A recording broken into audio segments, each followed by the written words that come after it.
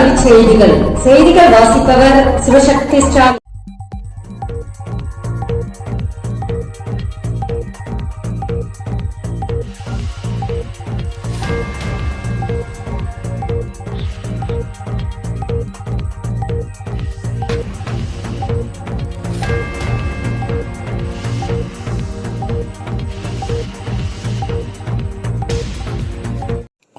தமிழக அரசுக்கு ஆர்டிஇ நிதி ஒதுக்க மத்திய அரசுக்கு ஆணை. உயர்நீதிமன்றம். ஆர்டியின் கீழ் 25% இடஒதுக்கீட்டுக்கான நிதி ஒதுக்க மத்திய அரசுக்கு சென்னை உயர்நீதிமன்றம் உத்தரவிட்டுள்ளது. அனைத்து மாநிலங்களுக்கும் நிதி வழங்கப்படும் நிலையில் தமிழகத்திற்கு ஒரு சில காரணங்களால் வழங்கப்படவில்லை என மத்திய அரசு தரப்பில் கூறப்பட்டுள்ளது. ஒரே நேரத்தில் 2 டிகிரி யுஜிசியின் புதிய வழிகாட்டல். ஒரே நேரத்தில் 2 பட்டப்படிப்புக்கான படிக்கும் வகையில் மாணவர்களுக்கு வசதிகளை ஏற்படுத்த வேண்டும் என உயர்கல்வி நிறுவனங்களுக்கு யுஜிசி அறிவுறுத்தியுள்ளது. புதிய கல்விக் கொள்கையின்படி நேரடி முறையில் 2 டிகிரி படிக்கும் மாணவர்களுக்கு 2லும் முறையாக அட்டெண்டன்ஸ் இருக்க வேண்டும். ஒரு படிப்பை நேரடியாகவும் மற்றொன்று இணைய வழியிலும் படிக்கலாம் அல்லது 2ஐயும் இணைய வழியில் படிக்கலாம் என தெரிவித்துள்ளது. நீட் தேர்வு சிசிடிவி காட்சிகளை சமர்ப்பிக்க ஐகோர்ட் உத்தரவு.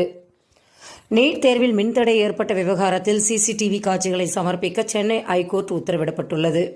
ஆவடி கேவி பள்ளி மையத்தில் தேர்வு எழுதிய 13 மாணவர்கள் உட்பட 16 மாணவர்கள் நீட் தேர்வை ரத்து செய்யக்கோரி தொடர்ந்த வழக்கின் விசாரணை நடைபெற்றது. இந்த மனுவுக்கு பதிலளிக்கும்படி மத்திய அரசு என்டிஏவுக்கு உத்தரவிட்டது. அதே நேரம் தேர்வு முடிவு வெளியிட தடை விதிக்கவும் மறுப்பு தெரிவித்துள்ளது.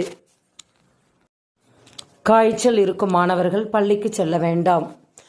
தமிழ்நாட்டில் டெங்கு, கொரோனா, இன்ஃபுளுயன்சா காய்ச்சல் பரவல் இருப்பதால் மாணவர்களின் உடல்நிலையை கண்காணிக்க பள்ளிக்கல்வித்துறை கீழ் டிபிஹெச் உத்தரவிட்டுள்ளது. காய்ச்சலுடன் பள்ளிக்கு வரும் மாணவர்கள் மூலம் நோய் எதிர்ப்பு சக்தி குறைவான மற்ற மாணவர்களுக்கு எளிதில் பரவும் அபாயம் உள்ளது. இதனால் காய்ச்சல் உள்ள மாணவர்கள் விடுமுறை எடுத்து வீட்டில் ஓய்வெடுக்கவும் பள்ளிக்கு வர வேண்டாம் எனவும் அறிவுறுத்தப்பட்டுள்ளது. 146 கோடியாக இந்திய மக்கள் தொகை அதிகரிப்பு. ஐநா அறிவிப்பு. இந்திய மக்கள் தொகை 146 கோடியாக அதிகரித்திருப்பதாக ஐநா தெரிவித்துள்ளது.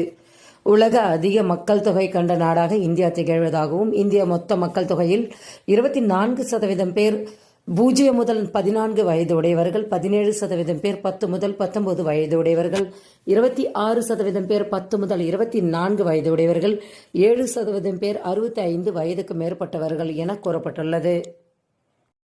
செய்திகள் நிறைவடைந்தன. வணக்கம்.